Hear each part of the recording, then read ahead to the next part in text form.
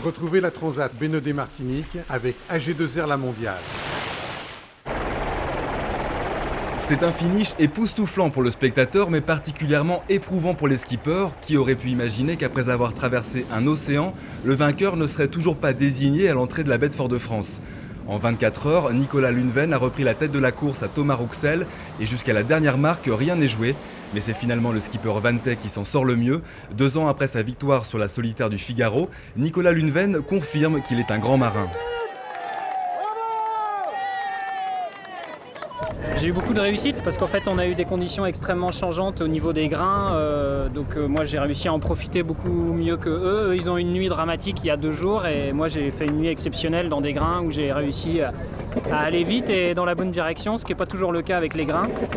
Donc j'ai réussi à refaire tout mon retard et au petit matin à leur passer juste devant et du coup depuis on était en régate à vue. Thomas Rouxel, lui, franchit la ligne seulement 2 minutes et 45 secondes plus tard, après 16 jours de course. Bah écoute, ça aurait pu être pire. Ça aurait pu être pire, mais c'est vrai que là j'étais bien parti pour je me sentais bien de la gagner. Et bon, il a manqué pas grand chose ma foi.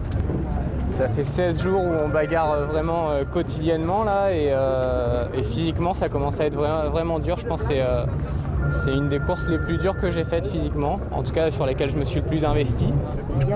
Erwan Tabarly vient compléter le podium. Le skipper, qui a longtemps mené la course, est un peu déçu. La première place était toujours envisageable et j'ai gardé toujours un espoir, même si la dernière journée, Nicolas est passé devant et il y avait quand même un petit espoir de revenir. Mais... Coup de chapeau à Fabien Delahaye qui termine ici sa première transat solo à la 4e place pour seulement 15 minutes d'écart avec Nicolas Lunven. Premier bisu en 2009 sur le circuit de la solitaire, vainqueur de la Transat AG2R en 2010 avec Armel Lecléache. Le skipper normand confirme qu'il est un client sérieux pour les épreuves à venir. Bien sûr que je suis content. J'aurais signé de faire 4e avant de partir. Même si à chaque fois on part pour gagner, je l'ai vu sur cette course, j'étais capable de le faire, mais ça se passe, c'est comme ça. Quand on voit que là, je sais pas combien de temps j'arrive après Nico, mais j'étais 4000 derrière ou 3000 derrière, enfin c'est que dalle. C'est comme ça. Seule femme dans la course, Jeanne Grégoire ferme la marche de ce groupe des 5 qui aura fait durer le suspense. Tout sourire, elle peut être fière de sa course. J'en suis très contente parce que je pense que les mecs qui sont devant, ils naviguaient un cran au-dessus de moi dans la brise.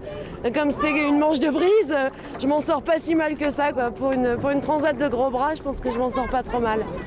Lui aussi aurait pu prétendre à un podium, mais le hasard des grains en aura décidé autrement.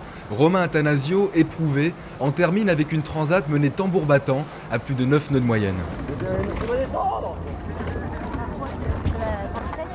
Alors je passe toute la nuit super et tout, à 6h, bam, ça tombe jusqu'à maintenant. Ça s'est jamais arrêté, 40 nœuds et tout, la pluie on voyait pas à 5 mètres, je me suis dit mais comment je vais arriver, je vais jamais trouver l'île. Bravo, voilà. Désormais c'est un repos bien mérité qui attend les 6 premiers, mais pour le reste de la flotte c'est une autre histoire, il devrait arriver dans les 48 prochaines heures, alors que l'on annonce une succession de violents orages. C'était la Transat Bénodet Martinique avec AG2R La Mondiale.